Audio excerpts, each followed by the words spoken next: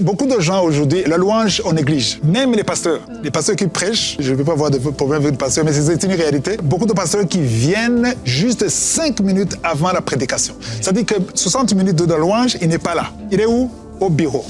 Parfois, il reçoit les gens, parfois, il vous regarde dans les écrans, il voit avec les caméras, il voit ce qui se passe. Il fait ces choses-là, il vient juste à 5 minutes. Pourtant, la louange, c'est la partie très importante. C'est parce que c'est la louange qui prépare l'atmosphère spirituelle. Ce qui est irritant ou frustrant, c'est quand on privilégie les retardataires. Exactement. Ceux qui sont en retard, on les privilégie. On peut demander à la chorale de multiplier les chansons en attendant ceux qui sont en retard. Exactement. Ceux qui sont arrivés avant, ils doivent payer et attendre ceux qui sont en retard. Ah non, c'est terrible. Ce qui est important, c'est de comprendre qu'être à temps est un signe de respect. Ah oui. Tu sais, tu n'es pas à temps et tu as le numéro de la personne, tu ne t'excuses même pas. Mais si c'était pour un rendez-vous Professionnel, interview, médical, tout ça, tu serais là. Je vois l'ambassade, les gens qui veulent le visa, waouh, toujours là, même 30 minutes avant. Ils sont là, bien préparés, ils révisent les dossiers. Pourquoi? Parce qu'ils veulent le visa. J'aimerais interpeller les pasteurs.